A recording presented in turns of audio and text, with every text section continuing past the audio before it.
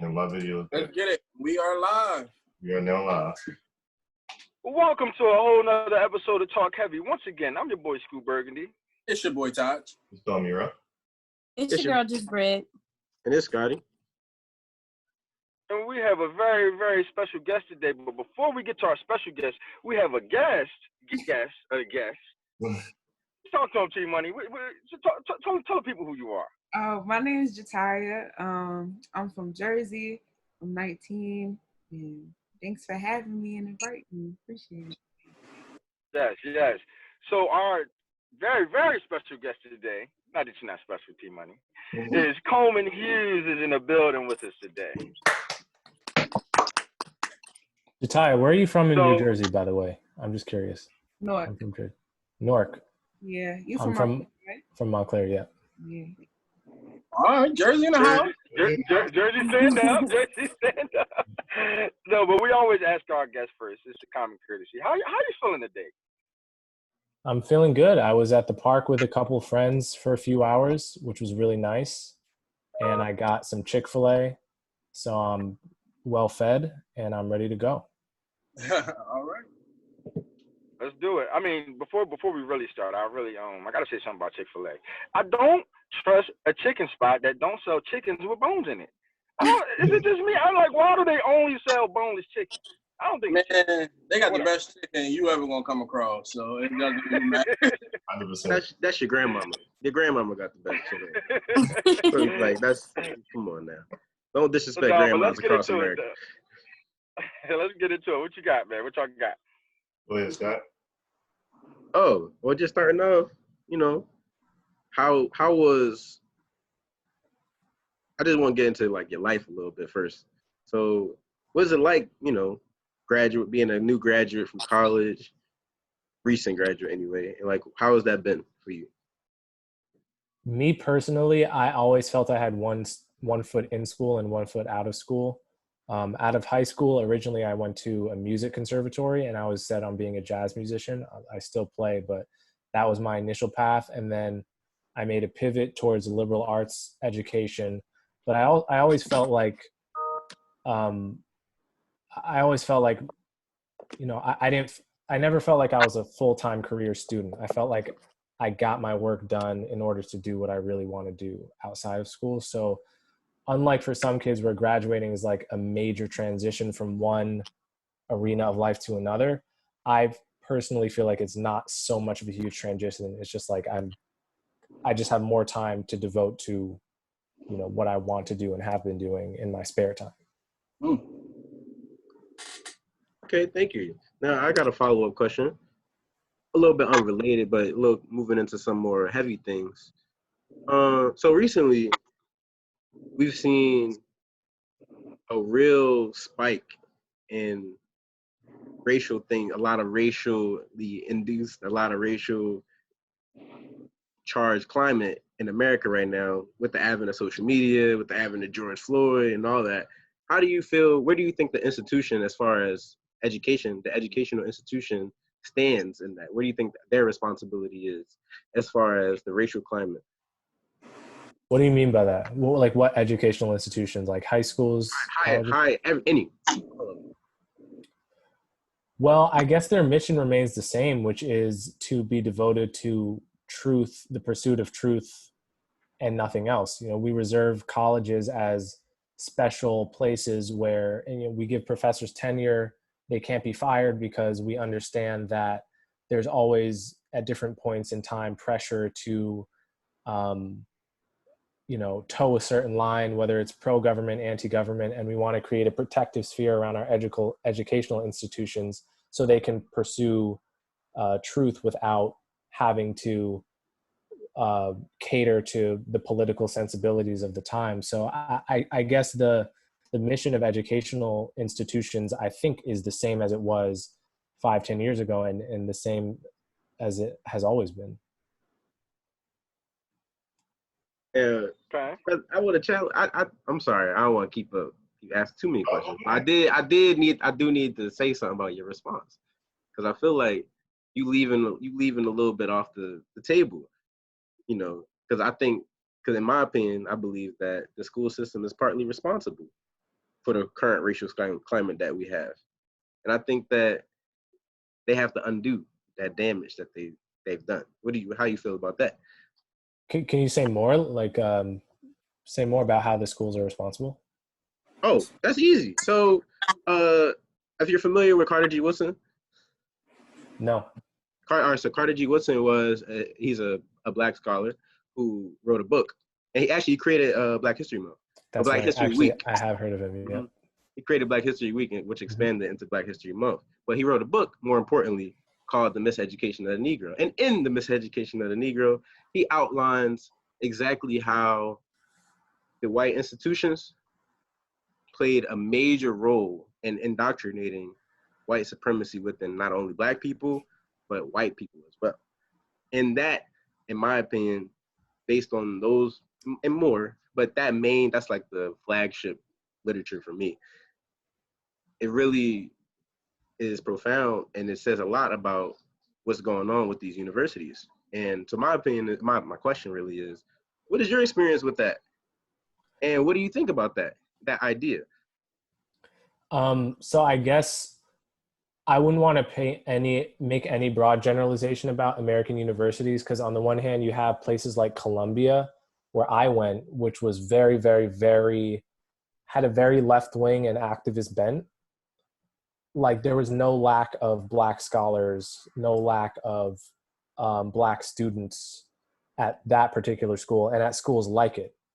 And then, of course, you have historically Black colleges and universities, like my dad went to Howard, my sister went to Spelman, so on and so forth. But then you have other places in the country which are very different.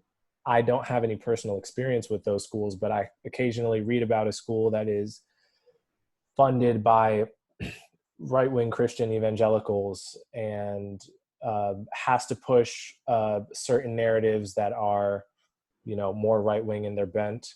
And I can certainly see how, again, like, I've never been in that context, and I would have to do more research about like what kind of things are being taught and what the subcultures are like. But I can imagine that certain colleges might be pushing retrograde ideas on race. It's just, I haven't seen that. And I don't have any friends I can think of that at the college level received that kind of misinformation or miseducation. But at the same time, I read occasionally about like the textbook in the Texas public school system that, for example, referred to slaves being brought from Africa to America as immigrants.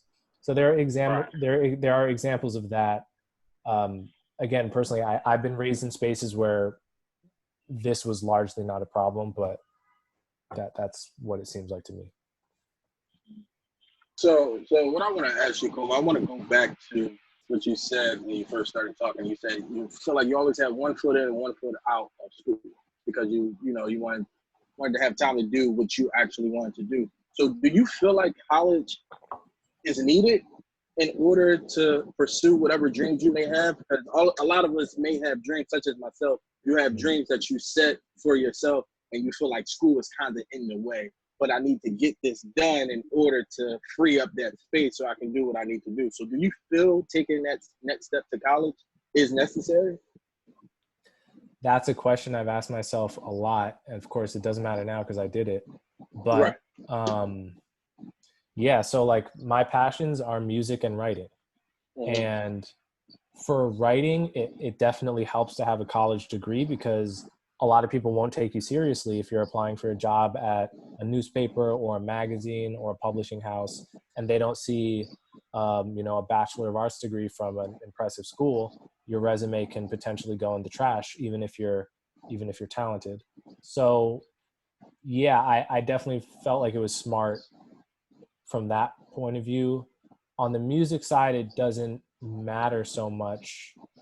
But it depends, if you want to go into teaching music, then you do need a degree. But I think it was the right move for me, even if it was painful at times.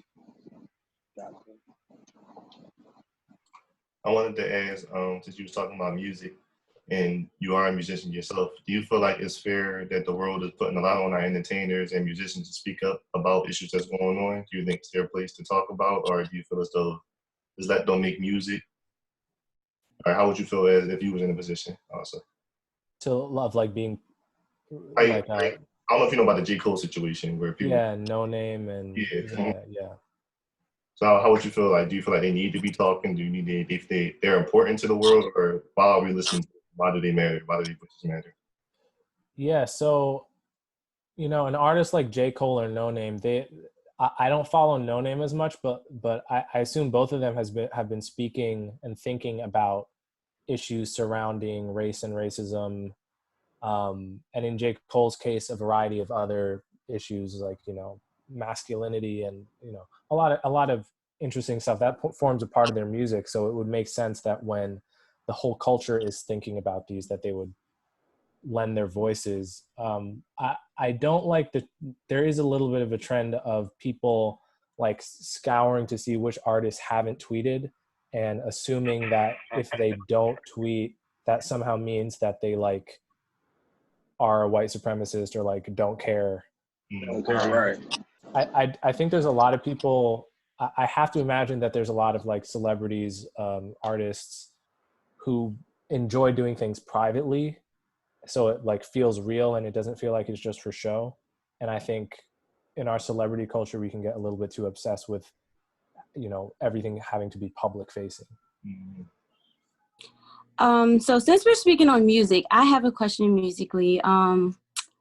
And my question to you is, what is your favorite genre to perform musically, and what is your favorite to listen to? Favorite genre to perform musically is definitely rap. I mean, there's just nothing like it. Like, I was just listening to the Drake interview, and he was talking about how like in early in his career, he had all these like great R&B hits that were like amazing, but as he was performing them at shows, he realized it's just like it's not the same energy to perform a great R&B song at a show versus a great like rap song. Right. And over time, his music got a little more in that direction because he realized all these songs on the album I'm going to have to be doing for shows. And it's true, like what performing or being in the crowd is just like, there's nothing like shouting the lyrics to something with like knock in bass and just like, So that's the best, that's the funnest to perform. No doubt. Funnest to listen to. I mean, rap is great to listen to as well, but I guess if you're like alone listening to music, then it can be nice to get into like something that requires like paying more attention and something. A lot of times I like music that doesn't even have words. I love jazz, especially like old jazz records from the 60s. I love how they sound like when it was all recorded analog on tape versus digital. So I spend a lot of time listening to older music. So yeah, I want to jump into something, man. I want to jump into some personal experiences, right? So you made these comments. You talked on Congress, and you said that Black people shouldn't get reparations. And I know you got some crazy feedback from that, right? So I want to know, what was that like? And have you changed your mind at all? Do you still feel the same exact way, or what was the process after making those comments and making that argument? Yeah, so I guess after making that argument, it's really not an ideal situation because they only give you 5 minutes, and it's hard to get into anything in the nuance that it deserves in 5 minutes. Right. And also there's a kind of like mob-like feeling. It's like, I don't think people do their best thinking when they're in crowds. That's just what I've observed about how people are. And it was very much a crowd mentality. The energy was extremely high. You can't so much see it on the video, but there's like lots of yelling and like, the congressman banging his gavel to restore order and stuff. And it was like not something I would want to repeat because of how hectic and crazy it was. Right. And I think in general, people seek to interpret what you say in the worst possible way, especially if they don't know you. Like conversations I have on the same topic with people face to face tend to always go okay, even if we leave it completely disagreeing. It's like, I see Right. where you're coming from, you see where I'm coming from. Whereas you see like a 30-second snippet of someone saying something out of context on the internet, you don't know them, you don't know where they're from, they sound crazy to you out of context, Right. and you just like go into it. So it was a lot of that afterwards, which was not pleasant. I got Sorry you. we had to go through that. It's No, 'cause, I mean, territory, you know. we was talking about cancel culture on here. So Ben, have you, like, you went through the public shaming and cancel culture, what mentally, how is that, just even going through it? It's I mean, I'm not gonna lie, it's like really distressing. Like the knowledge that there are people out there that don't know you but like spend some energy disliking and hating you is, it's enough to make a normal person like really break down, I think. Oh, So in general, I'm and what happens is like every single person, when we're all scrolling through Instagram, Twitter, Facebook, etc., we see something we don't like, we individually just like, understandably, we just say like, yeah, I don't fuck with that, and we don't think we're doing anything bad, but and a lot of times the thing that we're reacting to actually is a bad thing worth condemning. Right. But it can end up being death by 1,000 cuts, because every one of 30 million people doing that, the person on the other side experiences it as 30 million individual people, and that's just like, right. that boggles the mind. So Well, first of all, I want to, say sorry that you're going through that. I feel for that.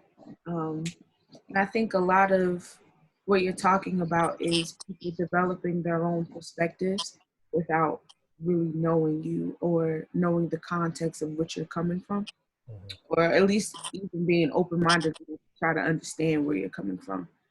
And I heard you say you're a writer. I did some of my research, looked up some of your interviews, like the transcripts. And one of the questions I had was based off this interview that you did with Rafael Mangual.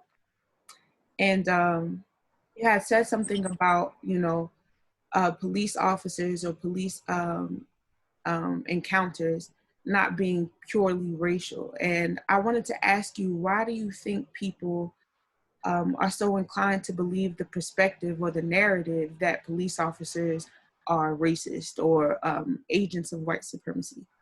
And how do you think we can better balance the history of white supremacy being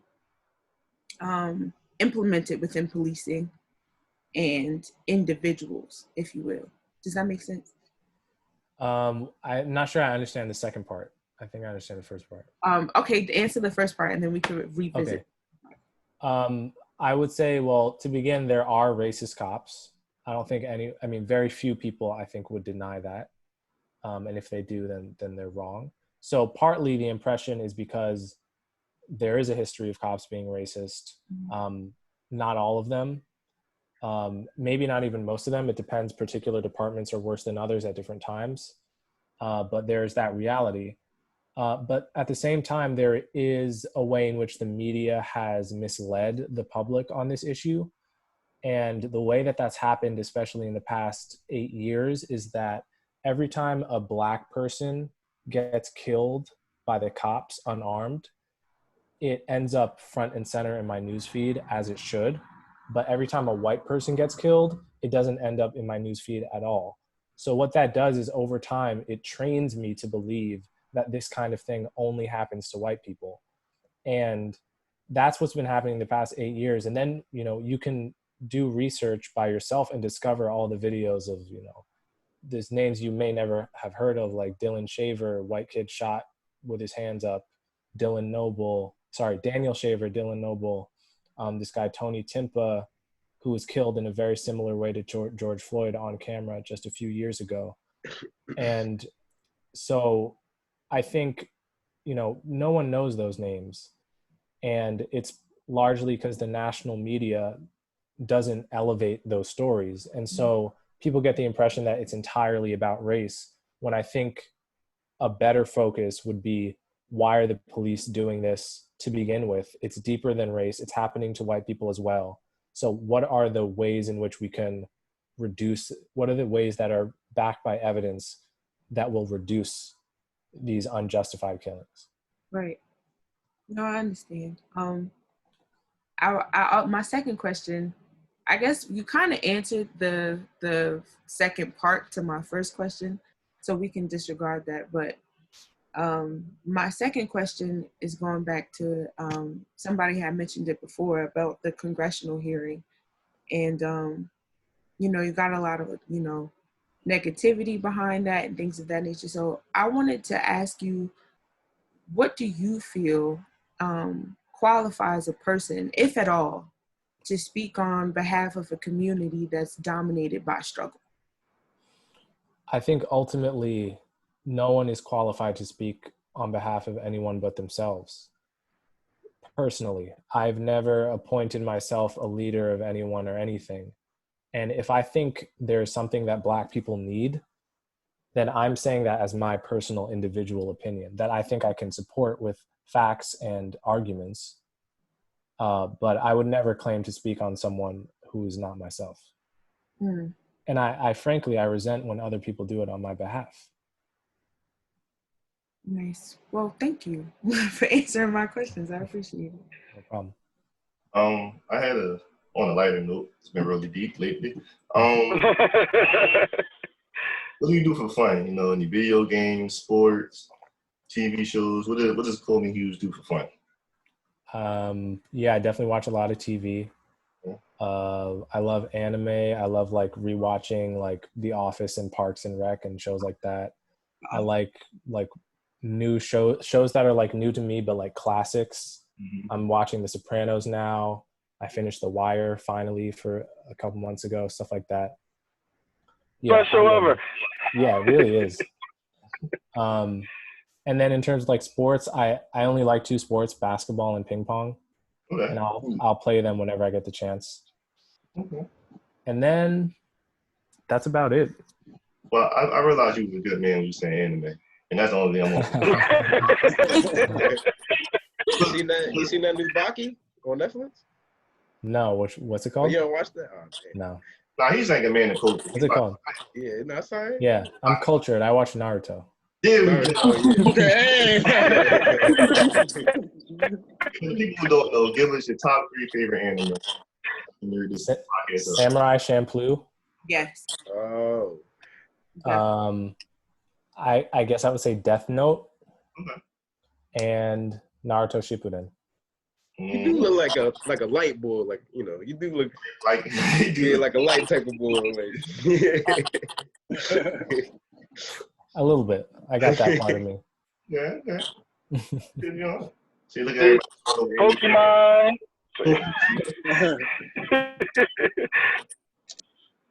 So now I that got you. Scott, bro, no, Todd, go ahead. Oh, I'm sorry. I was going to say, now that you're a college graduate, and congratulations after graduating through COVID-19, what's your next step after that? As far as career-wise, as far as what's your aspiration? What's your plan? Todd, you stole my question. No, yeah, so I told you, my passions are writing and music. So on the writing end, I'm a contributing editor to a magazine called City Journal, which is based out of New York, and it's a nonfiction magazine about public policy. And on the music end, I just plan to put out music individually. Okay. So that's where I'm at. Working on the album? Mm-hmm. Did I hear you working on the album? Okay. So listen. Oh, go. You was about to say something, Scott? Yeah, I just wanted to know who gonna be on that joint. You got some features? What's up? We'll see. So I wanted to ask, because we had this debate. You look like a man that did your research. You look like a man that knows a few things. 90s hip hop or 2000s hip hop? Which one do you take? So I I can't help but feel that I'm biased because I was born in '96, so I wasn't around to experience '90s hip hop in the context that it was designed for, which is like the time of the '90s. But so I got to pick 2000s hip hop. He has to. But that's not to say losing. that's not to say that there isn't, like, there's so much amazing '90s hip hop. Absolutely. Oh man, I thought I was gonna get a win somewhere. Scott, you got something? Yeah, I do actually. So you spoke about leadership. Specifically, you felt like people shouldn't be able to speak for anybody else but themselves. And in regards to the Black community, I feel like, especially in social media, we constantly are searching and seeking out that form of leadership. And I hear a lot of my old heads saying, a lot of my elders, old heads saying that, oh, we need leaders. We ain't got no leaders. Where the leaders at? I hear that all the time. But then at the same time, you go on social media and people are following these celebrities like T.I., like just different types of celebrities, Killer Mike, people like that. And they look to them, Meek Mill, they look for them to be leaders and look for them to produce results for them. And where do you think, number one, where do you think that mentality comes from? And number two, what do you think the responsibility is of those people? Should they denounce that? Because some people do, but others feel like they are responsible and they accept that role and they believe that they are a leader inherently because of their wealth or whatever. So where do you see that? That's a really great question, because I've also heard a lot of older folks lament the lack of leadership that they see today versus, like the golden era of civil rights leaders. And yeah, I mean, I guess I don't really have a strong answer to it. I think some of the celebrities we look to, in general, Americans in general, we're a celebrity culture. I've heard a lot of people from other countries say that they're surprised at the degree to which Americans worship our celebrities. So it's bigger than a Black thing, And I guess we look to people that speak to us, and a lot of times the way in which they've gotten their expertise, like in the music world, say, it doesn't always translate to them really knowing the ins and outs of politics and how to make change. That is in itself a life's mission. So it is, I guess, a little bit, yeah, I don't know exactly what it says. I'm curious why those leaders aren't showing up like they used to, but I don't have the answer. I'm curious if any of you have ideas. Oh, real quick, we're about to move into another segment. My response to that is, we all are our own leaders, and revolution happens within first and foremost before it happens anywhere else. So you can't follow somebody to be a leader if you're not in yourself. You're not leading yourself. You see what I'm saying?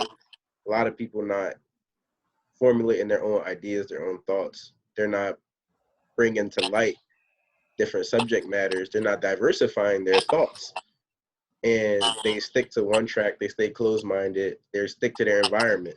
They don't leave their comfort zone. And if you don't leave your comfort zone, you cannot be led. You can't be an adequate follower. And that's how I feel. So I think it has a lot to do with the individual's personal revolution. Anyway, you want to take us to the next one? Yeah. People are sheep. They want to be led. That's why TalkHvy is here. We're the leaders of the new school. That's what we're here to do. All right, I just had to get off real quick. But we're going to have a quick word from our sponsors, then we're going to go on to our next segment. TalkHvy, TalkHvy. You can follow us everywhere at TalkHvy. That's YouTube, Instagram, Twitter, and Facebook. And you can look up all our podcasts, sketches, upcoming shows, etc. And ladies, if you're feeling hit, go to _ just Brit. Now, this next segment is called A Piece of Poetry. Now, we talked about music, and Keith is going to give us some bars right now. and we'll have to figure out who these bars are from. So, what do you have from us? We got to stop calling you Keith. Ro is going to give us. Ro, what do you have for us? Because, baby, I'd rather be broken than whole with an empty heart. I'd rather be hurt than a million miles apart. And I'd rather be crying than far from you dying. I'd rather be broken in love.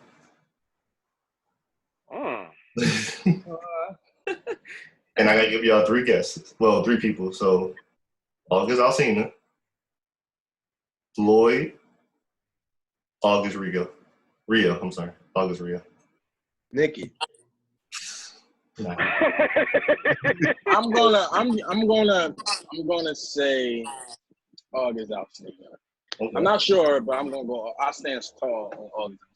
Can you repeat the third, y'all, Keith? Yeah, what was the third one? The last one was August Rio. Who is that? There's 3 people to guess from, man. Just pick a name. Oh, August Alsina. Yeah. Okay, August Alsina again. August Reno is his name? Rio.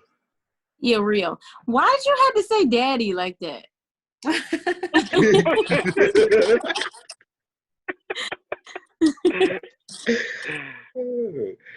That's who you pick. I'm picking. I'm gonna go with Lloyd, man. That sounds like some classic Lloyd right there. Okay. I'm gonna pick August Rio because Okay. yeah, I don't know what you just read, and I don't know. It has to go together. I'm gonna pick the one nobody picked. What was it? What, August Rio? Or August Alsina or Lloyd? Lloyd. Yeah. No, August Rio. Nobody picked. I think all 3 got picked. Right. Yeah. Wait, no. Who did you say, Coleman? I'll go with Lloyd. That's Lloyd? the only one I know. Alright. Well, the answer is August Rio. Like a underground artist. I found him trying to look up August Alsina music back when LimeWire was popping. That was pretty good. That was good. The song was called Broken in Love. But my question is, Besides why? the daddy part, it was I good. don't know what daddy part you heard. Oh, it sounded like you said in the beginning, daddy. And I'm like, what? Didn't You know got freak time in this joint, right? that daddy. I'm like, I don't know what's going on. Brit, Listen. No more unknown artists. But anyways, I know. Listen, right? What type of that shit? Hey, man, No more unknown artists. you got it right, didn't you? But yeah, you know, it is what it is. But before we go to our next segment, we have a word from our sponsors, TalkHvy. That's TalkHvy. You can find all our things on YouTube, Instagram, Twitter, and Facebook. That's TalkHvy. And ladies, if you're feeling hit, holla at _ judgment. It's called Was I Wrong? Somebody will tell us a story, and we decide whether they were wrong or not. Today, we got Ro with a double up. You got a story for us today? Come on. Am I the only one who like skipped for Scoop? Nah, Scoop, you skipped the Scoop. Yeah, like he started talking real fast. I'm like, did I miss Right. it? Yeah. I told you gotta go to McDonald's. So let me introduce this new segment we have, which is called Was I Wrong? And we have the good Ro going again for a second time, and he's gonna give us a story, and you're gonna have to answer, was he wrong? Right. So the men are here. Coleman, you know, all of us, we were pretty prideful, right? We got a lot of pride. We stand tall on the fact that we men, and 9 times out of 10, we want to be right, even though we always wrong. Absolutely. So I was dealing with a girl once. Mm-hmm. She went on vacation for a week. I'm like, good. I got a week to cheat. It's wrong. I'm sorry. Call it what it is. It's all right. It's all right. But you know, after you cheat for a week, you feel guilty. So when she was coming home, I said, you know what, babe, I'm gonna come see you as soon as you get home. So I came with flowers and stuff, had some candy, gave her a kiss. There you go. So, and I'm a Robinson. Robinson's an asshole. She said I gotta go to the bathroom. I pushed it out the way. I ran into the bathroom myself. I lift up the toilet seat. It's pee on the brim of the toilet seat. And I'm like, hold up. Girls pee sitting down. This is men droppings right here on the pee on the toilet seat. So I go out there and we start arguing. So you really wasn't going, huh? You was still in the crib. You had a little nigga in the crib, huh? That's real cool. That's cute. I ain't have no nigga in the crib, Keith. I promise.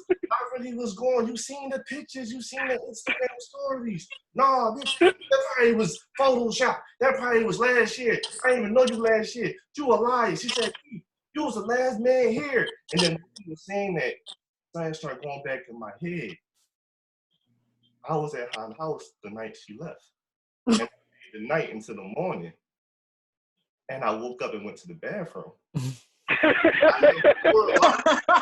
And I was texting the girl. I was going to see why she was leaving for a week, and she grabbed the door handle, and I jumped. And I got pee on the toilet seat. But I'm like, I don't feel like cleaning this up. It's too early, so I shut the toilet seat. So it was you. It was me, but wait. As a man, I'm too prideful. No, motherfucker, I don't know what you talking about. So I left. I left, and I haven't talked to her again since. Because it's not my mind. I can't admit that I was that nasty to leave pee on her toilet seat. Now, that was my issue that I left the pee there for a week and forgot about it. And that was so, were you wrong? Was I wrong? Was I wrong for peeing on her toilet seat and leaving it there? You know you was wrong. How was I? What do you mean I know I was wrong? Wait, what was the last question you asked? What was wrong? I said, was I wrong for leaving the pee on the toilet seat? And was I wrong for breaking up with her and not talking to her no more? Because I didn't want to. Well, I'm gonna give you three. You was wrong. Listen, let our guest go. Let our guest go first. Okay. Let our guest go first. Go ahead. I would say you were wrong for not talking to her, for breaking up with her. But I can never blame a man who leaves a little bit of pee on the seat at like midnight. Hold on. Can we just talk about how, like, the fact that you was wrong for accusing her of cheating when you just did a week of cheating? Not the same. See, now you're worried about irrelevant information. That's right. We're not going to talk about talking about. You gotta get your connection again. Yeah, Scoop, we don't know what you saying, dog. And I was about I to ain't say say the same nothing. exact thing, but she said it for me. So you was wrong for that. Accusing her. And then you got the nerve not to clean up after yourself on her toilet seat. It was early. First of all, you fresh off cheating, you gonna kiss her in the lips. First of all, you kiss her in the lips fresh off cheating. Right, that's foul in and of itself. Hold on. What type of foul? What? Go ahead, Todd. What? You gotta state your questions again. Of what were you wrong for? What you were wrong for doing? What was I wrong for breaking up with her and not talking to her again? And was I wrong for leaving pee on her toilet seat? Not the cheating part, because no one's ever wrong for cheating. Yeah, that's definitely irrelevant. It was going for a week. What am I supposed to do? Netflix ain't have on there. All right, 13 Reasons Why. So you cool, my man? Was he wrong for leaving his pee on the toilet seat? Yes. Yeah, that's nasty. We all can agree with that? Yeah, you nasty. You definitely should have cleaned it. You got to clean that up.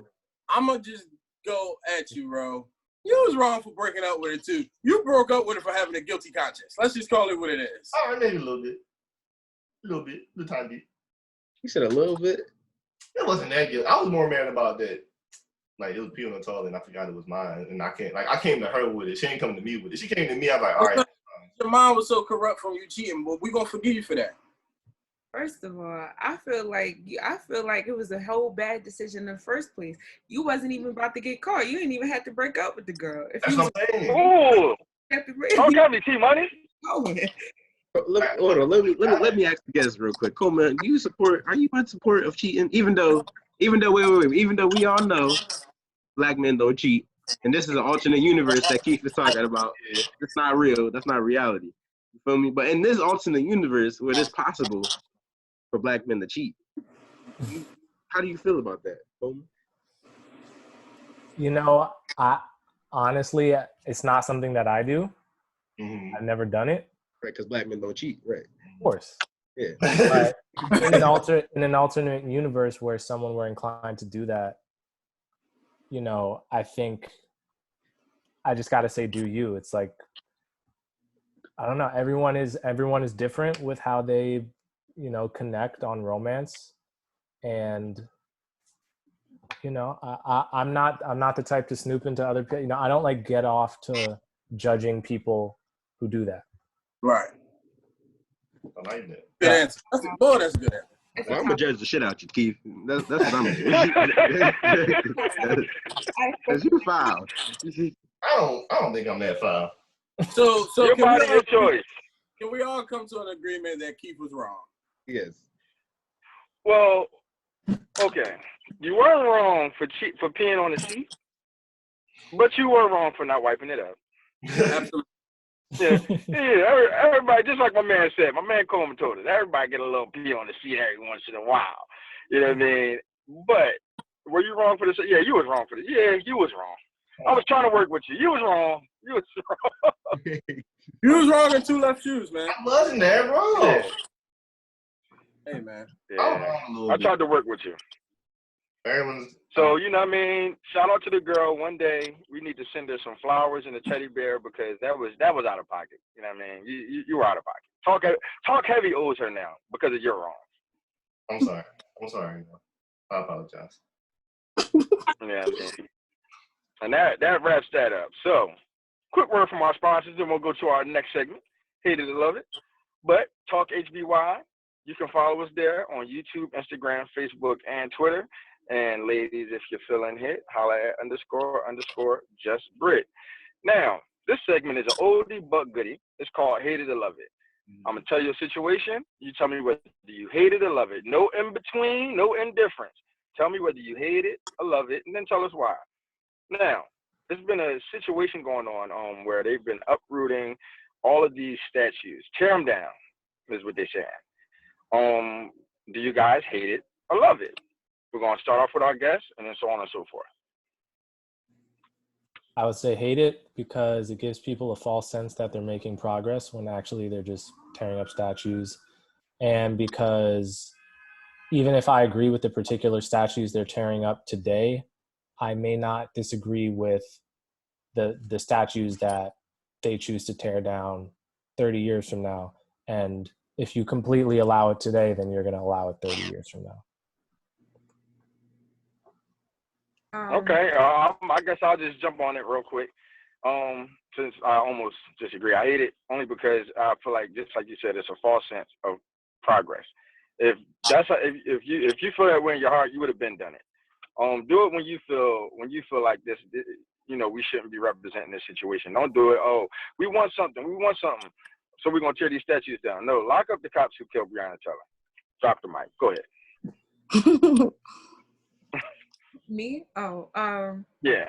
I want to say I hate it too. For the same reasons that Coleman does.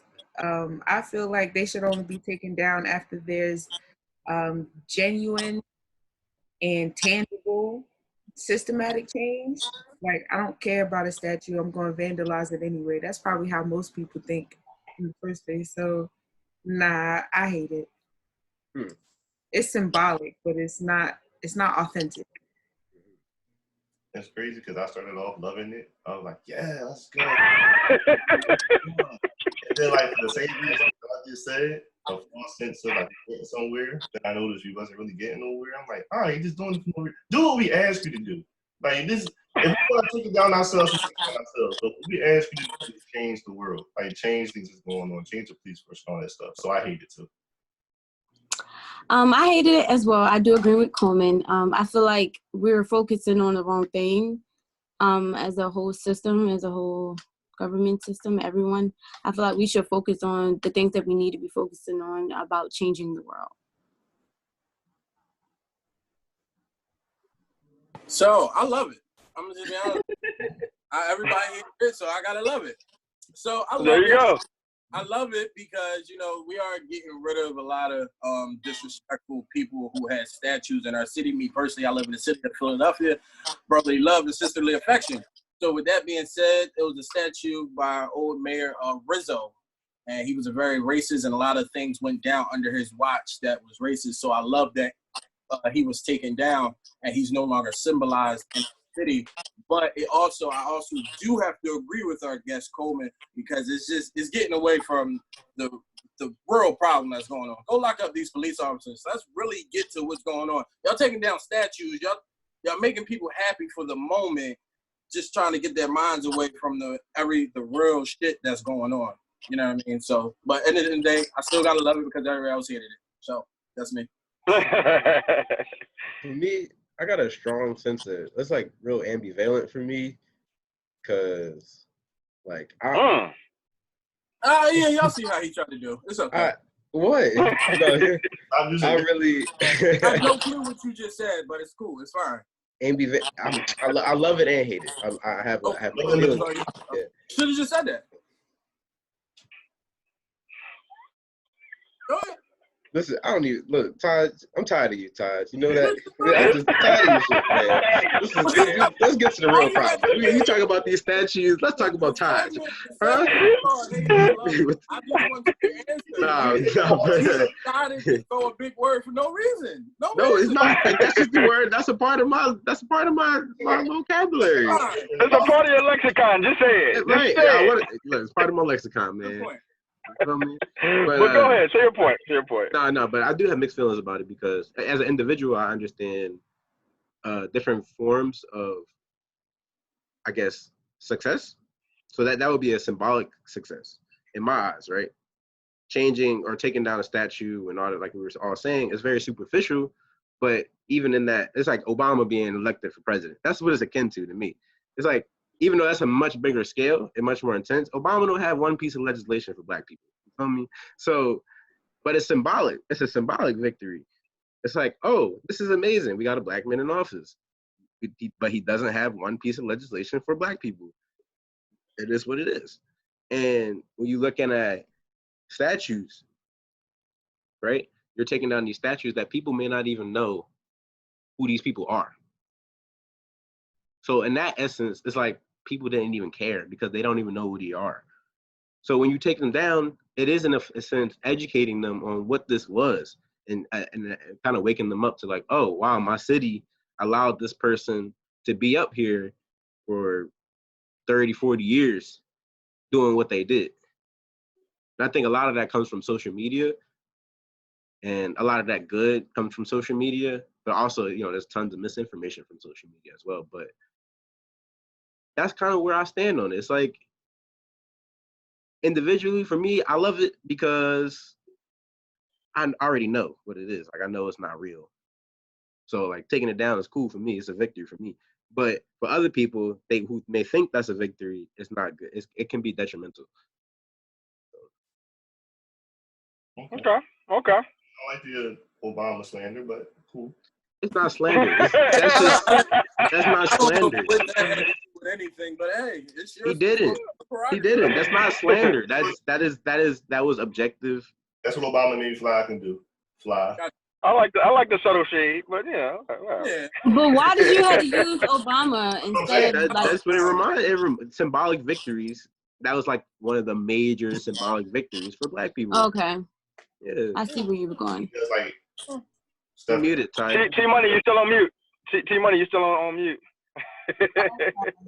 I understand what you're saying, Scott, but like, as far as, I don't want to get too carried away with this whole Obama thing. Right. That's what but I feel like although there weren't legislations or bills that were passed specifically like, oh, this is specifically for Black people, the things that he has done has impacted the Black community tremendously, if I might add.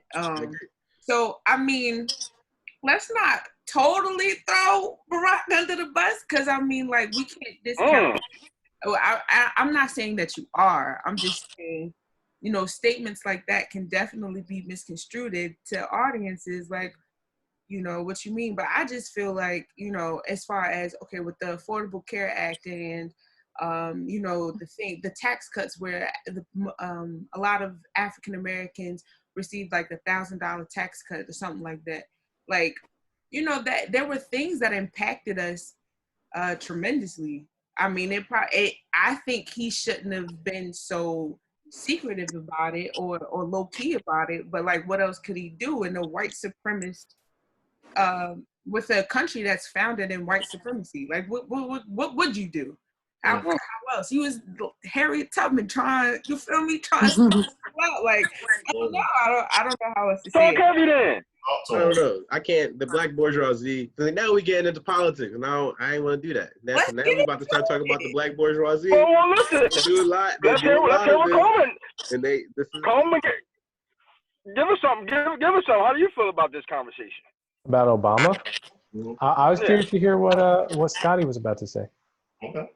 I mean, he he tripled, quadrupled. I mean, every president does, right? But he like quadrupled his wealth in office. And you talking about he gave $1,000 tax cut? What? 1,000? I mean, yes, in the moment that's significant, but now is it significant now? Well, presidency changed now. No. But I hear you on that, and that was a rhetorical question, by the way. Sorry. Oh. I hear you on that.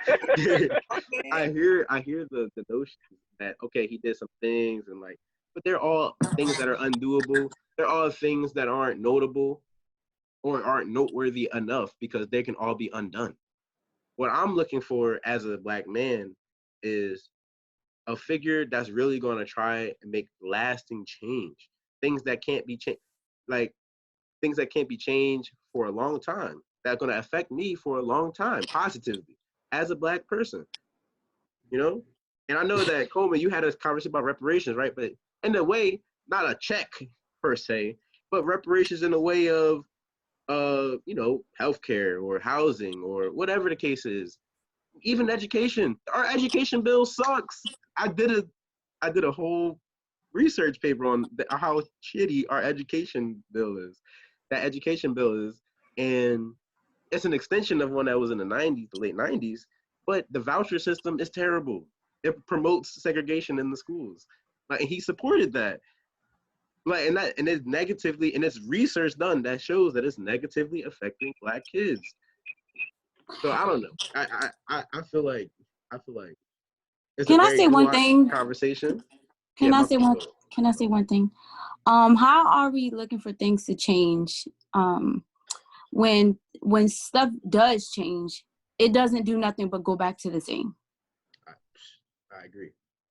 And that's all I wanted to put in there. Well, I have a question too. So you said you want someone to come along and do something that can't be reversed. Something Absolutely. Like that. Because Obama did some good stuff, but it was temporary. And Trump basically tried to reverse everything the first day in office. Do you see how that could potentially be a problem? Because, you know, whatever seat of power you vest with the power to do something irreversible, what happens when someone gets into that office that you don't like? Like, if the president can do something irreversible, what happens when Trump is president? No, I hear that wholeheartedly. I completely understand where you're coming from. That's why the Constitution is written the way it was. They wrote it so ambiguously to allow the courts, you know, to judge power and distribute that power. So I completely agree with that concept of, you know, the American government, the way our constitutional democracy is. But I just feel like, as for black people, for me, let's just try something. Let's get something for us for once. That's how I feel. You know what I'm saying? Even if it's the wrong thing, even if it ends up being not good for everybody, I just want something for us, man. Is that hard? Is that a bad thing? Like, is that, you know what I mean? Right. Is that, I want us to have something. You know what I mean? Like, I feel like we just get so bogged down in the media and it can be very distressing and very stressful. And so I don't know. That's just. Why do you think we don't have anything? Man, that's a long. No, I'm saying I'm not agreeing with you that we don't have everything. I'm curious why you think that. Oh, well, sometimes I speak in very broadly. So I don't necessarily quite believe that we don't have anything. I definitely think we have things, but they're all tainted, I think. A lot of the things, not all, but a lot of the things that we have are tainted. For instance, affirmative action. The people who are beneficial from affirmative action the most is white women. A bill, something written for Black people, is white women benefit from it. Like it They gets benefit from it too. No, they benefit the most. That's what I'm saying. The most. Like, why do white women benefit the most from affirmative I action? think that was true in like the 1960s and 70s when you saw all these women for the first time coming into professions that women had never been allowed in before. Mhm. But like for the past 30 years, like it's already the case that more women graduate high school than men and more women go to college than men and whatnot. Mhm. So I would say that was true in the first like 2 decades of affirmative action. But I think in the last 3 decades, I don't think that's been true anymore. Well, from a statistical standpoint, that's all I'm saying in regards to college. But I don't know. I feel like it depends on the context in which you're looking at it, because affirmative action covers a large range of top things, from loans to college. So it depends on what context you're looking at it. But so I look at it more so from a college standpoint than anything. But that's just how I'll be, like for the higher, it's a the Hines scholarship, like stuff like that. I've seen in my school, and I've seen white women benefiting from it so heavily. I'm like, what the fuck? Like it throws me off. It's like this is supposed to be affirmative action for us, but I see all these white people, like it throws me off personally. So I don't know. That's a much longer conversation, I think. And yeah. But not without trying not to go too deep into it. All right, okay. Whew. I hear this love. It got a little spicy, didn't it? Yeah. Let me take a drink. All right, so we'll have a quick word from our sponsors, and then listen. I need my 2 people to get ready because we have TalkHvy Court going up. Now, y'all just got a quick preview. TalkHvy Court is coming up with Coleman Hughes and my man Scott, $30. Reed. Yeah. It's about to go down. So, quick word from our sponsors, TalkHvy. That's TalkHvy. You can find us everywhere: YouTube, Instagram, Twitter, and Facebook. Podcasts, upcoming shows, sketches, all of the above. And ladies, if you're feeling hit, all that _ just great. Now, TalkHvy Court. Right now, we have Coleman Hughes coming from New York by way of New Jersey. And we have Scotty $30 Reed coming from Delaware, Jersey, who knows, by way of Philly. And we're talking about defunding the police. Now, I'm the old head with the change. Our guest is going to pick heads or tails as far as who goes first. Heads. Oh, I dropped my quarter. Let me find another one. There we go. He's a real life old head, man. It's heads. So who do you choose to go first? I choose? Yeah. Yeah, you choose who goes first. On defunding? Yeah, you choose. Yeah. Well, are you for? Let's get this out the way. Are you for defunding the police? No. It's a longer conversation than just no, but no. The short answer is no. Okay. So the short answer is no, and Scotty is for it. So my bad, people. I didn't tell y'all. So we have Coleman he's not for defunding the police, and Scotty is for defunding the police. And you just chose heads, so you choose who goes first. The rules are: the first round, y'all get 2 minutes apiece, and then the second round, you guys get 1 minute apiece to make your point, and then we all judge. Okay. So who would you like to go first? So it's either me or Scotty going first? Yes. All right, I'll go first. Okay. So let's get it. Your 2 minutes start now. Okay, so basically I don't care how much total dollar budget the police get. I care that the police are held accountable when they do wrong, which is currently not the case. And sometimes that means increasing money, sometimes that means decreasing money, sometimes that means spending money differently. but the categorical desire to see like the NYPD budget decrease from 6 billion to 5 billion, that's not actual reform. That's just like a number dropping. We don't know how that's going to translate per se to police behavior.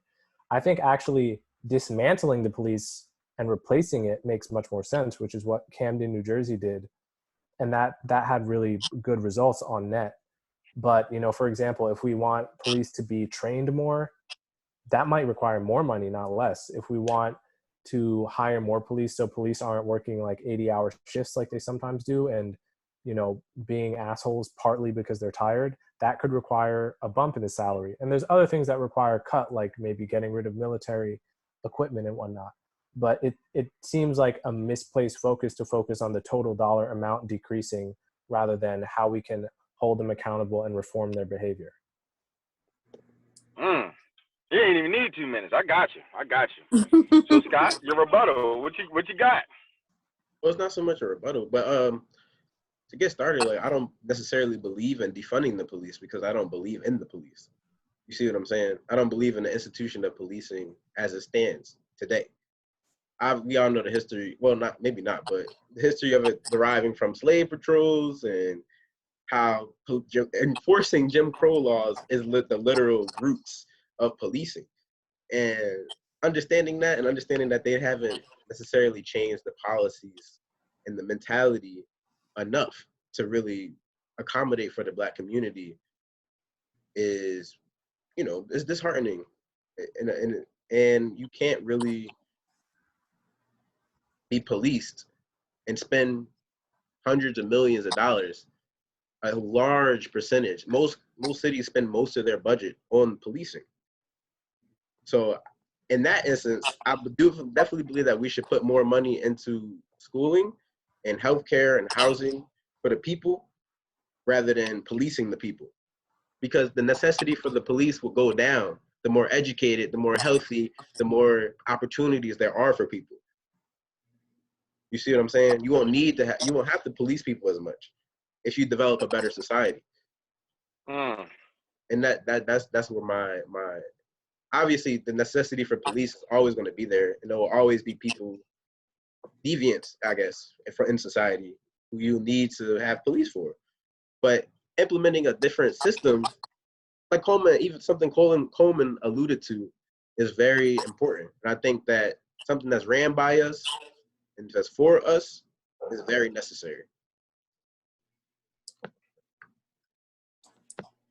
That's good. Okay, dropping it there? Yes, sir. Okay, so next we got Coleman for 1 minute straight. What do you have to say? Yeah, so we're agreeing about a lot of stuff, but Yeah. yeah, so I would like to believe that in a society, I think my sister's calling me. I would like to believe that in a society that we're better, that we wouldn't need the police so much, but I'm actually like, that sounds really good on paper, but I don't know how true it actually is. I think like some crime would go down, like certain crimes, but like my impression is that like no matter what societies do, I guess you said this as well, there will always be like some minority people that will want to harm others for reasons that probably have nothing to do with like society doing them wrong. And we always need the police for that. So yeah, I mean, I'm basically echoing what you're saying. I think some crimes we can address, like there was the famous Head Start program in the 60s that gave kids like universal pre-K from disadvantaged backgrounds. Sorry? Time! You went on time! My bad. Why are you doing like No, but that? I was listening. No, make your point though, and then you know. Just to wrap it up, my point was that program, they studied that program and they expected it to bring up test scores and whatnot, but what it ended up doing is reducing the likelihood that those kids would end up in prison by giving them, you know, more healthy childhood environments and like socializing them. So like, I did my senior project on that. Oh yeah? Okay, well then you know more about it than I do. Yeah. Am I right about that? No, you're right. Yeah. Good. So what we got, Scott? You got a minute to wrap up. Okay. yeah, this not really much of a court. More so, this is nuanced things that I feel like we disagree about. Certain things anyway. But I feel like there is a desperate need for change. No matter what that change is, there has to be some. What we're doing right now, not working. And I think everybody can agree on that. And I think that's the most important point to drive home, is that we all need to get involved. We all need to do our research. We all need to start reading, learning about history, our history, their history, history of the world, and learn how to build a better society, not only for ourselves, but for our children, our grandchildren, and their children. And that's what it's all about, leaving a legacy, leaving our mark on this world, because we aren't here forever. And so if we're not developing a better system for tomorrow, what are we doing? That's selfish. And that's that? That's that. All right, well, I guess I'll judge first. Let's be honest, I don't like it. I don't like it. This reminds me of J. Cole and her. You know what I mean? I mean, J. Cole and what's her name? No name? You know, you're battling, but you're not really battling. We agree too much. I don't like it. Too much love being spread around here.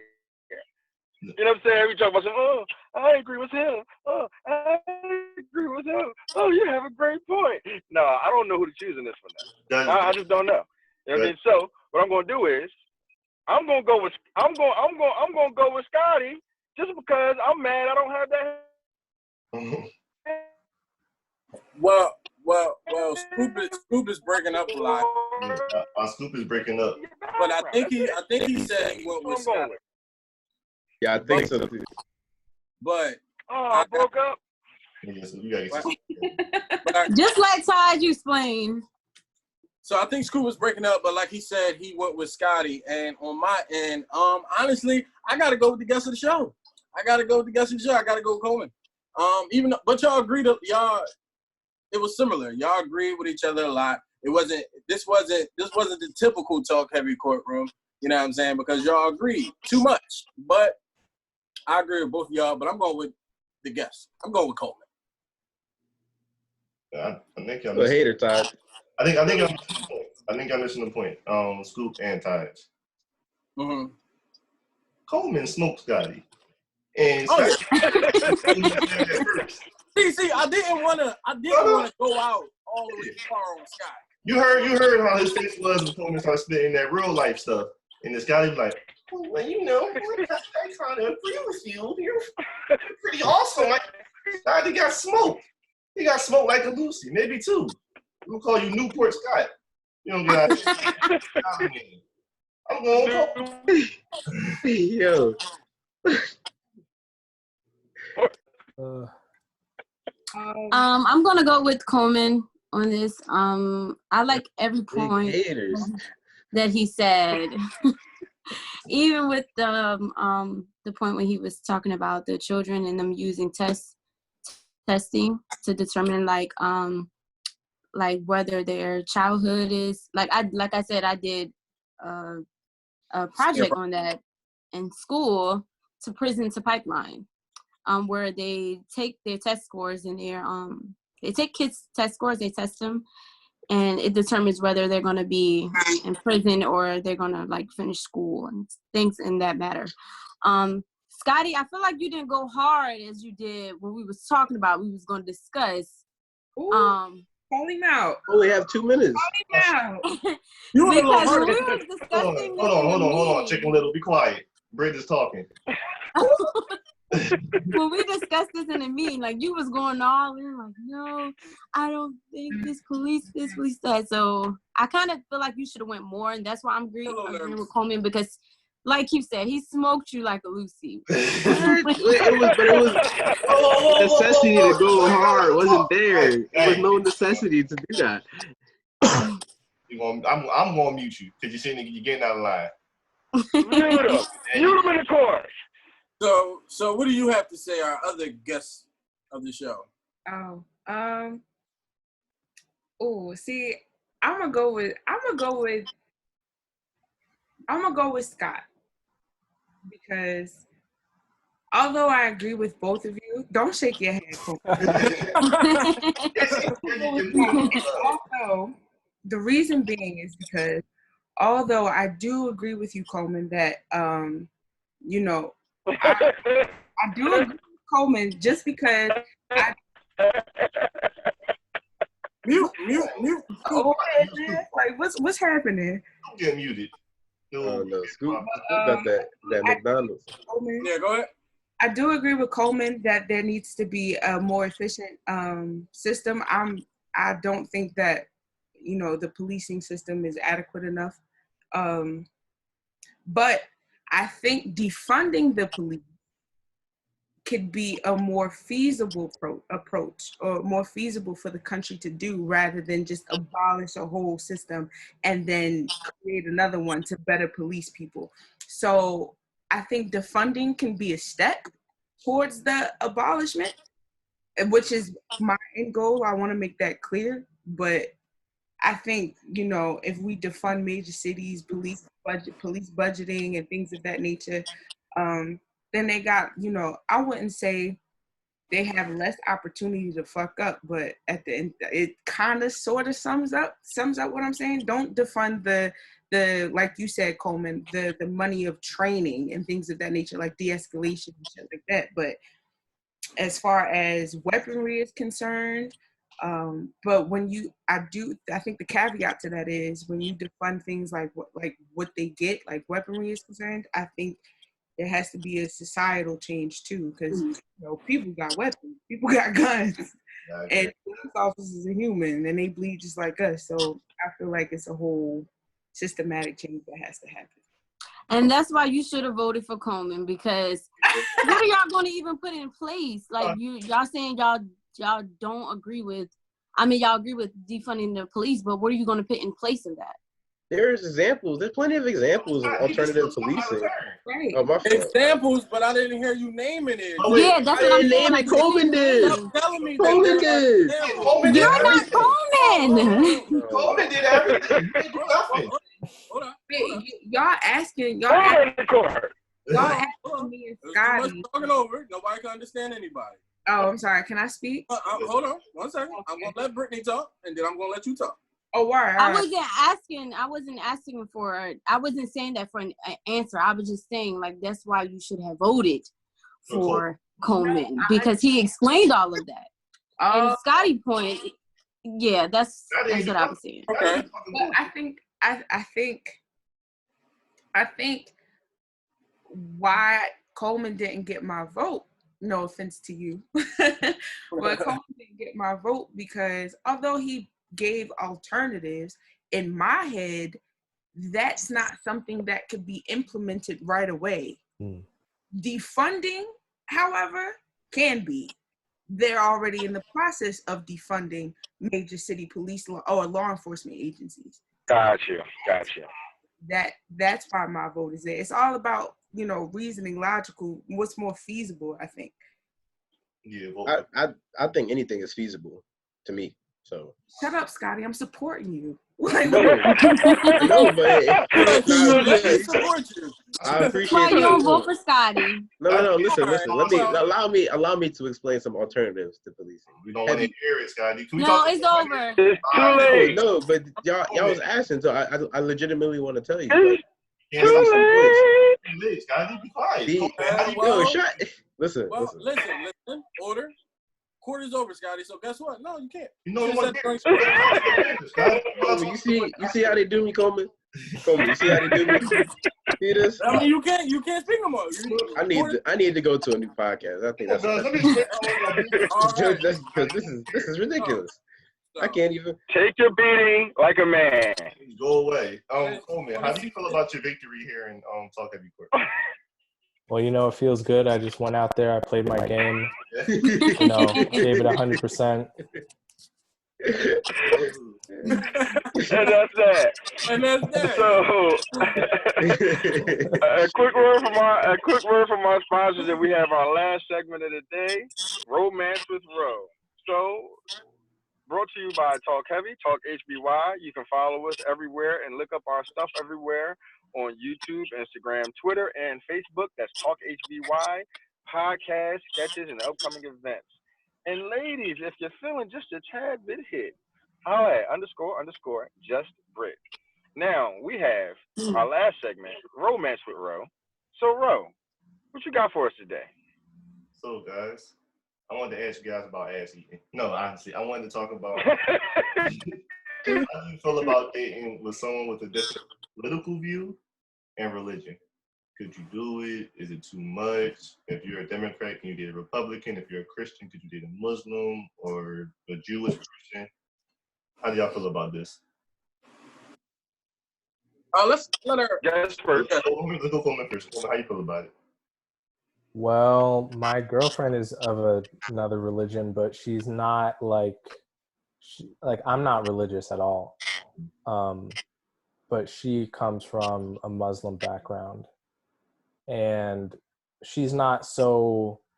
I think her family is more religious and observant than she is, but she has like connections and ties to that community, and it's never a problem because I respect it and she respects me, and it's cool. But you know, it can definitely become a problem in certain situations.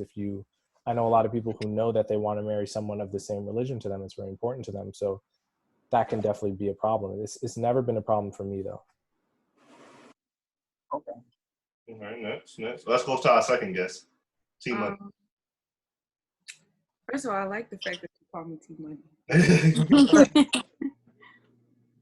I don't know. I think for me, I'm interested in a guy who's not religious or believes in the same things that I believe.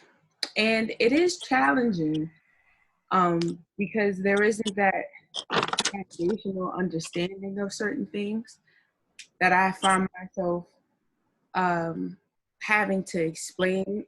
And sometimes I feel like I have to defend because of where he comes from. But I think overall it can, because of my personality, it can be a good thing because I'm a strong believer in that, you know, iron sharpens iron.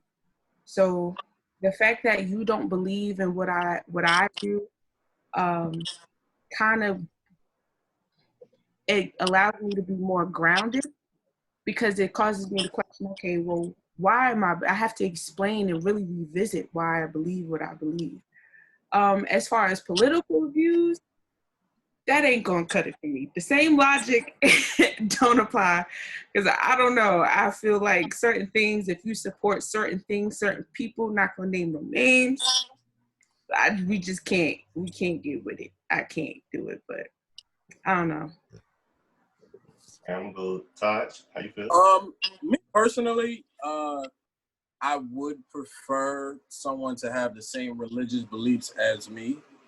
Though I come across people who didn't, and yeah, it probably wouldn't work. So I choose to just stick with people who have the same religious beliefs as me. Now, on the hand of political, I'm not that much of a politics person. I actually don't like speaking on it. So as that's concerned, honestly, that wouldn't be a factor, play a factor for me. And that's my personal opinion. Let's see, Scotty, like he got something to say. So, Scotty, what you got to say about this? Oh, no, I don't care about religion as far as religion is concerned. I'll date anybody. But Anybody? as far as religion, Anybody? religion is concerned, yeah, religious beliefs, yeah. I don't care. But as far as politics, see, when we say politics, we don't really mean politics. What we mean is human rights. Now, I want to be very clear about that, like, because we're talking about human rights. Huh? Oh my God! No. Let me hear this. Hear this. Hey, would y'all shut up? Let me talk. Shut up. I ain't interrupt not one of y'all. Y'all see, Coleman, that's what we talk about, Coleman. But anyway, when I say that, I mean politics and human rights are very interconnected. So issues of housing, issues of healthcare, issues of education, and in my mind, those are all human rights. But in a lot of other people, that's politics. You see what I'm saying? Like get health, access to healthcare, access to education, access to housing. That's human rights to me. But some people look at it as politics. And so when you're looking at those things, you're like, I don't think we should do this. We should give free education. I don't think we should provide healthcare for the people. I think that everybody should just work for it. We should live in a meritocracy. Like, and I'm thinking like, that's that I can't get with that. Like, because that's not a part of my psyche. I believe in equality for everyone. And I do believe that we should work hard for the things. You should reap your labor, but also you can't really deny other people their rights so you can have more privileges. And that's how I feel. So if you believe that, I can't mess with you.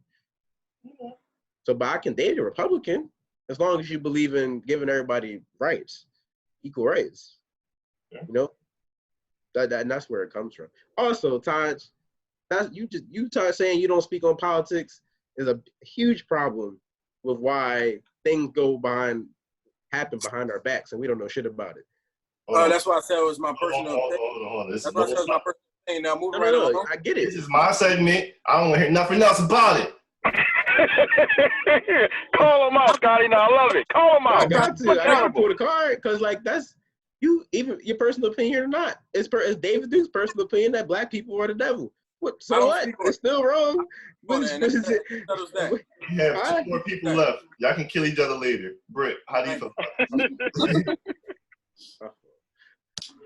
feel? Me personally, I grew up as a Christian girl. Well, now I'm a woman.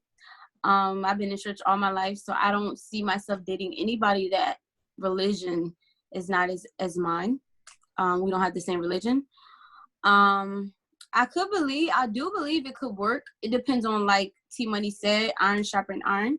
I like that, how you use that term. I do believe in that. It would take time though. Like the person, they self would have to like be willing to, take the time to say, okay, I think we should come together and agree what religion we're gonna like choose. But like she said, iron sharpen iron or whatever in that case. So me personally, I can't. Politics, I do agree with Scotty. I feel like we all should do our research. I don't know too much about it, but when I do get into it, it becomes interesting and I love to learn about it. But I honestly don't care. We disagree on certain situations when it comes to politics. Whatever you believe in is you. You're your own person, and I'm not about to say I can't be with you because you believe in something else. So that's my take on it. And last but not least, Big Spoon Bergen. All right, so can y'all hear me? Because I don't want to be talking and I can't be heard. All right. I'm gonna go old school, man. Same. I don't feel like it, man. You know what I'm saying? Let's go religion. You know what I'm saying? Let's go politics. You know what I'm saying? Let's raise our children and what we believe together. You know what I'm saying? I'll turn into a preacher right now. The Bible says, how can 2 walk together unless they agree? Now, I want me and my wife, who I'm walking with, I want her to be, we can be in agreement with each other about where we're going. We can know where we're headed. I don't want to be there, it explodes. Right, so I kind of want to be in agreement with that. Now, the small things, we'll disagree about little things, but our overall vision and our overall goal, I feel like it should be the same, and that's just me personally. Okay. I feel like nobody went on. Well, Scoop did it a little bit, but no one went off the route of like, all right, so what do you raise the kids as? What is the kids' political view? Because you push that onto your kids, right or wrong. You do it. You take them to church every Sunday, and so on and so forth. So. Anyone can answer this one anytime they want to. Do you want to go, Coleman? Your children. Yeah, I mean, I think if I were in that situation, that's a very tough question, and I have thought about it. I think if I love someone enough and I wanted to raise kids with them and we had a religious difference, I guess it might have to be a situation where my kids grow up knowing that mommy is a this, but daddy is something different. and you offer them both, and you take them to your place of worship, but you understand that that's not mandatory. You know, you're able to opt in or opt out at your choosing, and it's all about your happiness at the end of the day. Right. I also agree with that. Like I said, I grew up in a household where as though I was a Christian, and my family all was one, but my father would not go to church all the time, or my mother would stay, and she would just make us go.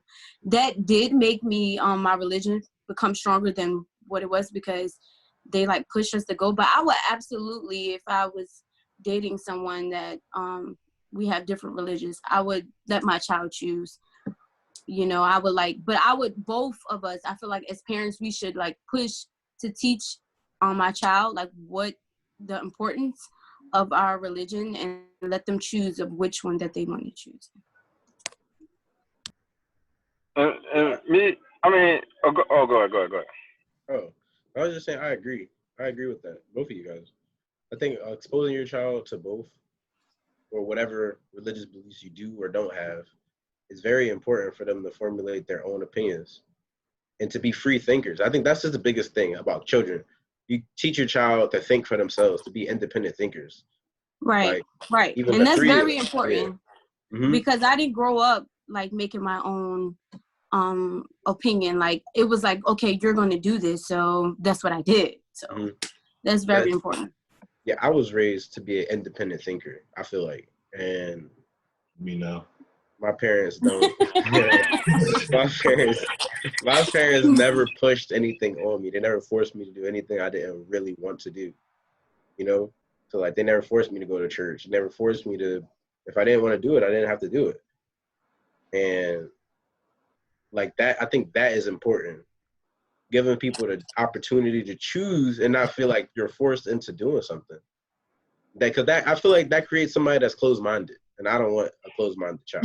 That's true too, but because I don't want anybody to take this the wrong way. Like I don't feel like it's nothing wrong with like forcing your child to do something. Like if that's what you are like putting into your household, and that's what goes in this household, this is how you learn. Whatever your format is, like it's nothing wrong with it as well.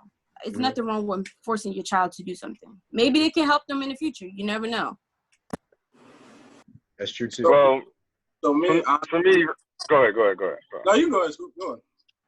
So I mean, mine is real quick and simple. Like that's why I was saying the same. Because low key, and your heart and your, I know I went out. Somebody tried to call me, but low key in your heart of hearts, it's almost like you want them to be team you.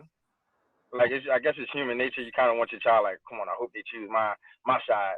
So I'm like, man, let's just go ahead and let's be on the same mission. So that way we skip that whole part. Why is it different missions though? So because if you're a part of a different religion, I'm a guess that the mission is different. The principles of most religions are the same though. Are they not? Right, I got you, but it's still two different religions though. When it comes to children, no, they're not the same. Right, it's still two different religions. And if it was the same, then we'd be part of the same religion. So my thing is, it's a difference somewhere. Like it's a difference. It's a reason that I'm not your religion. It's a reason that you're not my religion. It's a difference somewhere. You know what I'm saying? So it's like for your child, if you're raising a child, you would want them to be. I mean, for me, I'm speaking for myself. I would want them to be a part of what I am a part of, because I made the decision for a reason. So I obviously think I made the right decision. You know what I'm saying? So I want them to make what I would consider the right decision. You know what I mean? So, you know, that's just something, to me, that's powerful. Okay. T-Money? Wait, is it Taj? You know, you the... Taj is good. T-Money, go ahead. You can go ahead. I'll allow. But I just wanted to add that I think I understand exactly what Scoop is saying, but I think that's more selfish, in my opinion, because I just think it's a little selfish that you want them to choose what you want or what you do because of your line of thinking. And to address what Scotty was saying, I guess when you think about religions, most people think about the Abrahamic religion versus Muslim, Judaism, or Islam, Judaism, Christianity, right? And if you want to get historical and technical, yes, they all derive from the same lineage. I'm not about to go into detail with that, but they all derive from the same lineage. So, in a sense, the principles are the same. However, there are distinct qualities, processes, if you will. Like, okay, but for example, like the difference between Judaism and Christianity. Technically, it's the same God. However, Christianity expresses that the Messiah has already came, and then Jewish people think that the Messiah didn't. Same thing with, Islamic religion. I think, me personally, as far as children is concerned, I think they, like Coleman said, the exposure, if we have different religions, the exposure to both is always great. But I also think that it's a balance to it, because you can't have your child privy to too much, because they don't know what to do with that information yet. That makes sense? So I guess what I'm trying to say, it's a balance of having, I guess, a regimen, which is all religion is, if you will, a regimen for your children, and letting them run free range, like with no boundaries, no restrictions, because that's how people get hurt, not only physically, but emotionally, mentally, stuff like that. So I think it's a balance. I don't know. Does that make sense to y'all? Yeah, see y'all. Yeah, I got you. Yeah, I hear you. I'm listening. So that was it? Yeah. I didn't want to cut you off. So what I always tell people, me personally, myself, I will teach my children what worked for me. Mm-hmm. And what works for me may not work for you. But I'm going to introduce you to what has worked for me and what has gotten me by in life, in my opinion. You know what I'm saying? So if I'm in a relationship with a woman who's of different religion, who's of different religion, it's just going to be too much of, in my opinion, tit for tat, back and forth. So that's why in my personal life, I would choose to have someone that's of the same belief, so that we can raise our children off of what we know. And then when my child goes out into the world, they now have the decision of either going based off what they come from or something that they may have learned on their own. You know what I'm saying? But as far as, I'm gonna be honest, as far as while you're in my house, you're gonna be under what I go by. And then when you go out into the world, you now have the option to do what you choose to do. That's all. Good. That was a good one. That was a good one. And to end Romantic Row, I'm going to say my parents sent me to Catholic school. I'm going to my son, and he's going to learn that he don't want nothing to do with that, and he's going to mind his business. And that's all. All right, then. So I guess that wraps up a whole nother episode of Talk Heavy. Once again, I'm your boy Scoop Burgundy. It's your boy Taj. It's Palmyra. It's your girl, Just Bread. It's Scotty. And I guess T Money. And we had T Money in the building, and our very, very special guest, Coleman Hughes. Thank you for your Thank time. you for coming through. Yeah, thank you for your time. Thank you for coming through. Huh? He got off in court today. He walked away with a W. You know what I'm saying? We're going to get our bars next time. We can't afford it this time. But Before he leaves, he has to say the hottest line that we always say for our guests. Go ahead, Keith. Go ahead, take it away. All right, Coleman. We always say, if you're not talking heavy, then what you talking for? Can you say that for us one time? If you're not talking heavy, then what you talking for? Hey. And that's all of that. Thank y'all for tuning in, and holla at y'all next week. See you.